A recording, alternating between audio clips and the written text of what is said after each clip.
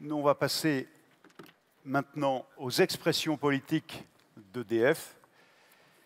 Et je demande au président Nicolas Lacroix, le président du groupe de la droite, du centre et des indépendants, le président du département de la Haute-Marne, de bien vouloir venir au pupitre, s'il vous plaît, pour cette expression, avant le président Sauvadet et la première ministre.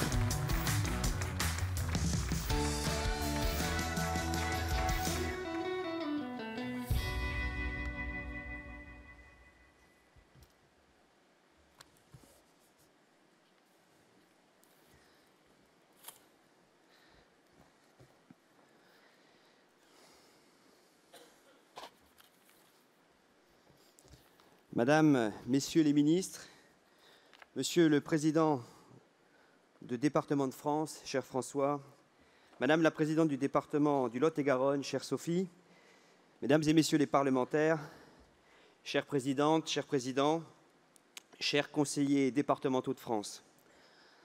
Alors que nos deuxièmes assises s'achèvent, permettez-moi de revenir sur ce format ambitieux et quoi qu'il arrive, que nous avons réussi collectivement depuis 2 ans. Certains le découvrent. Tout le monde n'avait malheureusement pas pu venir dans l'Ain l'an dernier. Après cette édition du rassemblement, je suis sûr que tous l'apprécient. Car il ne s'agit pas simplement d'un empilement de prises de parole, mises bout à bout, où chaque intervenant cherche la petite phrase. C'est même tout l'inverse, avec des tables rondes durant lesquelles nous avons pu confronter les points de vue, partager nos expériences, écouter des intervenants extérieurs, passer des messages forts directement au ministre en charge. Mes chers collègues, accueillir près de 1000 élus et collaborateurs départementaux est une lourde charge. Bravo à toi, chère Sophie, et à celle de la ville d'Agen. Merci pour cette belle organisation. Vous avez parfaitement relevé le défi. Je vois déjà dans les yeux de Frédéric Bierry, qui nous accueillera l'an prochain dans sa belle collectivité européenne d'Alsace, que la pression commence déjà à monter. Merci également à l'équipe de Département de France que je veux sincèrement féliciter. Ils sont nos conseillers de l'ombre. Ils suivent l'actualité des départements, nourrissent nos directions générales, défendent notre cause auprès des cabinets ministériels, de l'Assemblée nationale, du Sénat. Ils veillent sur nous, ils veillent pour nous. Merci à cette petite équipe autour de Bernard Schmelz qui est au service des départements de France.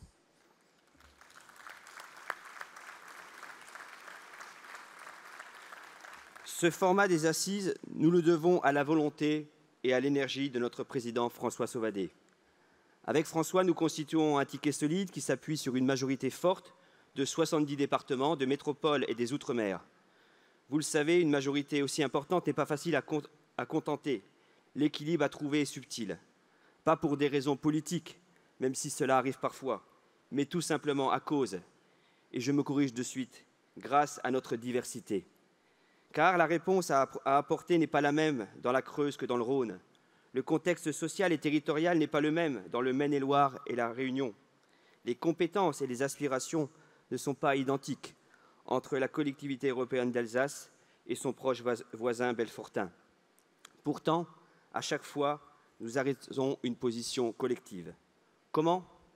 Tout simplement en cherchant d'abord à trouver ce qui nous rassemble et qui permet à chacune et chacun de trouver son chemin, sa place au sein de notre groupe. François, je veux te le redire à nouveau, tu peux compter sur moi, sur nos collègues du groupe Droite Centre Indépendant. Nous sommes tes soutiens, tes relais partout en France. Pendant ces 2 jours, nous avons remis en cause nos certitudes, bousculé nos réflexions dans le respect des sensibilités politiques qui sont les nôtres, cher Jean-Luc Glaise. Je veux tout particulièrement saluer mon homologue du groupe de gauche. Avec Jean-Luc, nous nous respectons. Mieux, nous nous apprécions. Je peux d'ailleurs vous faire une petite confidence qui ne sortira pas de cette salle.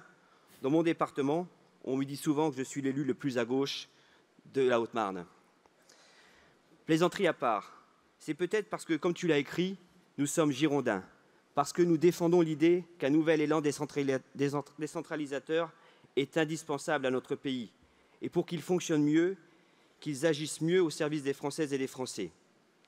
Nous avons également la volonté de défendre les départements comme collectivité des solidarités, indispensables à la cohésion de notre pays et à sa réussite. Nous défendons enfin cette solidarité entre les départements de France. Nous sommes le seul à avoir mis en place un fonds de solidarité horizontale et nous attendons d'ailleurs toujours son pendant vertical. Mais concentrons-nous sur le positif, ce que nous avons réussi à faire face aux méga-feux qui ont ravagé de nombreux territoires de notre pays cet été. J'ai été fier que des pompiers de Haute-Marne viennent en soutien de leurs homologues en Gironde, dans le Jura, en Saône-et-Loire, en Bretagne. Cette fierté n'atténue en rien la dureté des images de ces terroirs ravagés, de ces fumerolles qu'il a fallu surveiller pendant des semaines. Jean-Luc, cher André Acari, vous avez mené une mission flash, non pas pour nous apporter un diagnostic, mais de nous proposer des propositions. Dans quelques jours, nous devrions avoir le retour d'expérience sur les feux de cet été. Je fais le vœu que les départements qui sont les principaux financeurs des SDIS de France soient plus écoutés, qu'ils soient plus entendus. Car ces feux que nous subissons, ces sécheresses que nous vivons, doivent nous interroger sur notre rapport à la nature et à l'essentiel. J'en parlais il y a quelques jours au Congrès des maires de la Haute-Marne.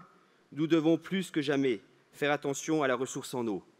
Au 13 septembre dernier, la totalité des départements de France métropolitains étaient en vigilance et 79 étaient même en situation de crise. J'en profite d'ailleurs d'avoir des élus départementaux et beaucoup de maires dans cette salle ce matin pour redire ma profonde conviction au gouvernement. L'eau doit rester la compétence des maires. Contrairement au pétrole et au gaz, l'eau est une ressource de notre pays. L'étiage des cours d'eau est au plus bas, de plus en plus rapidement. Les mesures destinées à restreindre la consommation sont toujours plus nombreuses.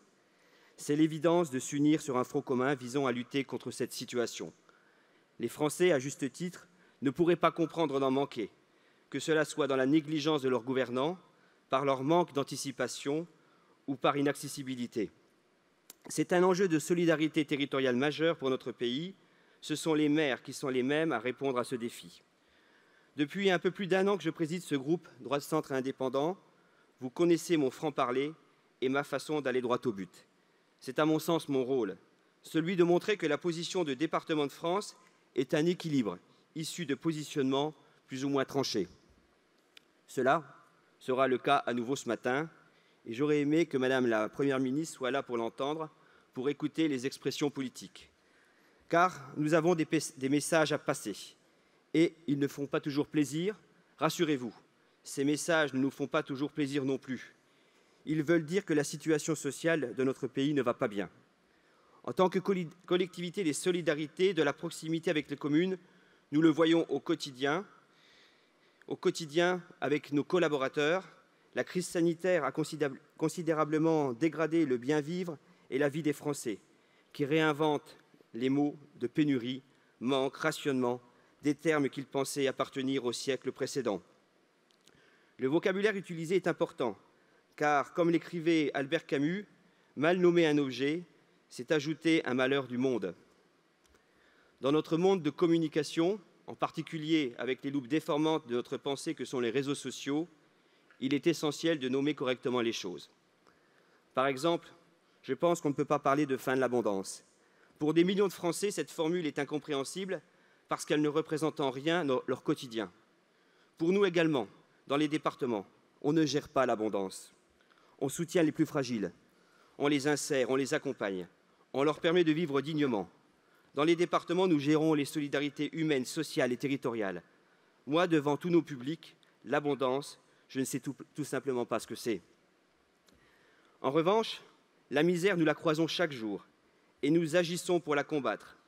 Avec la Covid, avec l'aggravation de la situation sociale de notre pays, les départements ont été, plus que toute autre collectivité, des amortisseurs de crises successives que nous venons de traverser. En première ligne avec les maires, nous avons été les urgentistes de la démocratie en étant au plus près des difficultés de nos concitoyens. Mais pour exercer correctement ces solidarités, nous avons besoin de l'État. Pas celui qui nous sermonne, pas celui qui nous tense, mais celui qui nous aide, qui nous protège, avec par exemple la mise en place d'un bouclier énergétique pour les collectivités et les établissements sanitaires et médico-sociaux, et qui nous fait confiance. Nous avons besoin d'un État des Lumières.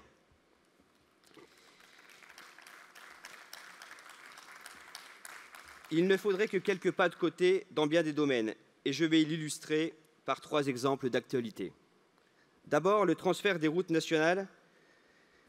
Je me suis battu pour que les départements puissent candidater en priorité. Nous avons des agents et les savoir-faire. Les routes sont notre métier. Mais depuis le début des discussions, force est de constater que l'État ne joue pas vraiment le jeu. Partout en France, les départements ont rencontré des difficultés pour avoir des informations fiables sur le périmètre, les causes financières de ce transfert. Quels moyens d'investissement, quel nombre d'agents, de kilomètres concernés, l'état des ouvrages? Les réponses ont varié ou, pire, n'existent pas. Quand il s'agit de savoir les investissements prévus dans le cadre du prochain CPER Mobilité, on oppose un silence que je qualifie avec beaucoup de bienveillance d'inquiétant. Mon collègue François Durouvray, qui préside notre commission Transport et Mobilité, mène depuis plusieurs semaines un travail de fourmi en recensant auprès des départements volontaires les informations de ce transfert. Ceux qui se sont engagés dans cette voie ne veulent pas faire une bonne opération sur le dos de l'État. Ils veulent simplement avoir le juste prix de ce transfert. Mais pour le bénéfice de leurs habitants, c'est leur objectif. En Haute-Marne, comme dans la plupart des départements ruraux, sans la voiture, il n'y a pas de mobilité, pas de rendez-vous chez le médecin, pas de caddie à remplir. L'autre exemple est bien plus lourd de sens pour moi. C'est celui du bien vieillir en France. Il me tient particulièrement à cœur et j'avais tiré déjà la sonnette d'alarme l'an dernier. La Covid nous a montré la grande détresse dans laquelle peuvent se trouver des personnes âgées sans contact avec leur famille et à quel point les dernières pouvaient soulager les équipes de ces établissements. J'ai un souvenir d'une visite d'un EHPAD avec un préfet en pleine crise Covid. Alors que le directeur nous avait expliqué que les équipes tenaient et que tout était sous contrôle, selon son expression, une aide-soignante avait craqué devant nous, soutenue par ses collègues, nous disant qu'elle n'arrivait même plus à donner à boire aux résidents. Tous et tous ici, vous savez de quoi je parle, qu'ils soient hospitaliers, privés, associatifs. Tous les EHPAD ont été proches de la rupture ces dernières années et je crains que le pire soit devant nous. Il n'y a pas une semaine sans que nous recevions des courriers de familles signalant les problèmes, de la maltraitance, pas volontaire souvent, simplement par manque de temps à consacrer à nos anciens. En 2021, bien avant le livre Les Fossoyeurs de Victor Castanet, j'avais souhaité lancer un observatoire départemental du bien-être et du bien-vivre dans les EHPAD. Parce qu'à chaque fois que je me posais la question, au chef d'établissement, on me répondait ou on ne me répondait pas. Une visite toujours préparée, une visite où tout brillait, une animation était toujours prévue pour le goûter. En réalité, ça ne se passe pas comme ça et je ne me résous pas à tourner la tête. Je refuse même de baisser les yeux quand je passe devant ces structures. Ce livre a été le révélateur d'une situation qui n'a pas changé. Il ne doit pas prendre la poussière sur nos bibliothèques. Il doit guider notre action, nous pousser à enfin faire aboutir la loi grand âge. Nos aînés le méritent. Enfin, je veux revenir sur un des engagements forts de Jean Castex l'an dernier lors de nos assises. Il s'agit sur l'autorité fonctionnelle, les gestionnaires de collèges. La loi 3DS nous l'a transmise et un guide a été rédigé qui précise les bonnes pratiques, mais la réalité est loin de la belle théorie. J'inaugurais ce lundi un collège dans mon département. Quand j'ai demandé à mes agents comment ils comptaient mettre en avant les circuits courts, les produits locaux dans les menus, ils m'ont répondu que la gestionnaire ne voulait pas en entendre parler. C'est tout simplement inadmissible. Ces trois exemples sont les symboles de ce que nous devons cesser de faire. Des doublons de structure, de personnel, de gouvernance, auxquels il faut ajouter des instances de concertation qui sont mal constituées et qui conduisent souvent à rien faire d'autre que nous entendre expliquer par les services de l'État le travail que nous faisons déjà, parfois mieux que lui. Vous l'avez compris, ce matin, je suis un président du groupe majoritaire plutôt chafouin, parce que j'ai le sentiment que nous ne sommes pas considérés comme des partenaires. Je parlais tout à l'heure du choix des mots. Je fais bien la différence entre adversaire et ennemi. En tant qu'homme politique, j'ai des adversaires politiques. Ce sont les extrêmes, de gauche comme de droite. Ils sont nombreux à l'Assemblée nationale et vont parler haut et fort pendant tout le mandat. Je dois dire que je les attends sur les propositions. J'en ai dans mon assemblée départementale, il n'en sort rien de bon. Mais en tant que président de département, j'ai un ennemi, pour paraphraser François Hollande, qui n'est pas ma référence habituelle, vous le savez. Monsieur le Président, je vais devoir vous demander de conclure, avec mes excuses de vous ramener au temps. Eh bien, j'irai quand même au bout, puisqu'il me reste encore un petit peu, et je vais donc continuer mes propos. Je vous en prie. Merci. Alors, pour reprendre François Hollande, quand même, on ne peut pas couper lors d'une citation de François Hollande. François Hollande disait « Pas de nom, pas de visage, pas de parti. Il ne présentera jamais sa candidature. Il ne sera donc pas élu et pourtant il gouverne. » Cet ennemi, aujourd'hui, je le dis avec beaucoup de tristesse, mais avec fermeté, c'est le vieux réflexe jacobin profondément ancré dans la culture étatique. Peu importe la majorité au pouvoir, il a une volonté, consciente ou inconsciente, de reprendre la main sur la liberté et l'autonomie des collectivités. C'est ce vieux réflexe qu'il faut combattre avec pugnacité et fermeté, notamment en exerçant une pression constante auprès de nos collègues parlementaires. Cet ennemi pousse certains ministres à nous considérer comme des élus naïfs, candides, prêts à croire aveuglement à la bonne parole de l'État. On se rencontre le mardi, on échange longuement. Le jeudi, le ministre annonce une augmentation de nos charges de fonctionnement sans que le sujet ait même été évoqué 2 jours avant. C'est aussi cet ennemi qui fait expliquer à un autre ministre, la main sur le cœur, qu'il n'y aura plus de pacte de Cahors. Mais désormais, il y aura un niveau d'augmentation de dépenses de fonctionnement à ne pas dépasser. Et si on le dépasse, il y aura des sanctions. Ce droit de regard évoqué par un ministre est inacceptable. La vérité est cruelle. Nous ne sommes plus sous tutelle, mais nous devenons des collectivités en liberté surveillée. Moi, je ne veux pas me satisfaire que les préfets agissent comme des contrôleurs judiciaires. Ce n'est pas leur vocation et nous ne sommes pas des repris de justice. Je le dis avec beaucoup de sincérité, je sais reconnaître les choses qui vont bien. Faites-nous confiance, nous savons jouer le jeu. Quand nous participons activement à la conférence des métiers du social et du médico-social, parce que ces métiers ont besoin d'être revalorisés, nous jouons le jeu. Quand la Creuse et l'Essonne expérimentent le RSA sous conditions, nous jouons le jeu. Quand Florence Dabin emporte l'adhésion des départements en faveur du GIP France Enfance protégé, malgré certaines interrogations légitimes sur son financement, nous jouons le jeu. Nous jouons le jeu, enfin, quand les départements sont présents au sein de Territoires unis pour le Conseil national de la refondation. Madame, Messieurs les ministres, mes chers collègues, je le sens, nous ne sommes pas loin de cette confiance. Il faut franchir le pas rapidement. Je l'ai dit lors de notre rencontre avec Madame la Première ministre, l'orage menace et nous entrons dans cette zone de turbulence où tout peut arriver. L'exceptionnel succède à l'extraordinaire depuis plus de 2 ans et nos concitoyens n'en peuvent plus. L'hiver social arrive. Retisser le lien entre les Français est une priorité pour le pays. Je l'ai dit l'an dernier, chaque citoyen de notre pays doit avoir un avenir là où il a choisi de vivre. Pour cela, il faut que nous ayons véritablement les capacités d'agir.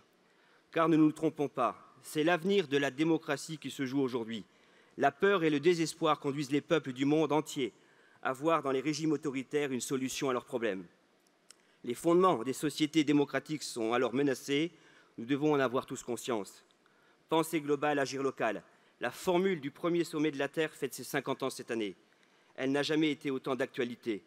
À la fois dans notre rapport à la nature, comme pour nos politiques, l'État doit conserver la vision stratégique et les collectivités locales doivent être prêtes à agir parce qu'elles sont à la proximité. Les Françaises et les Français attendent l'union sacrée entre l'État et leurs collectivités, tous côte à côte, sur un pied d'égalité. Mesdames les présidentes, Messieurs les présidents, chers conseillers départementaux, pour reprendre une formule chère à François Sauvadet, nous sommes la France et nous souhaitons tous la réussite de notre pays. Soyons capables, pour nos compatriotes, de relever les défis qui sont devant nous, aussi immenses que divers, démocratiques, environnementaux, sociaux, économiques, énergétiques. Oui, mesdames et messieurs les ministres du gouvernement, les 103 départements de France en sont capables. Mieux encore, ils sont prêts. Ils n'attendent plus que vous, l'État. Je vous remercie.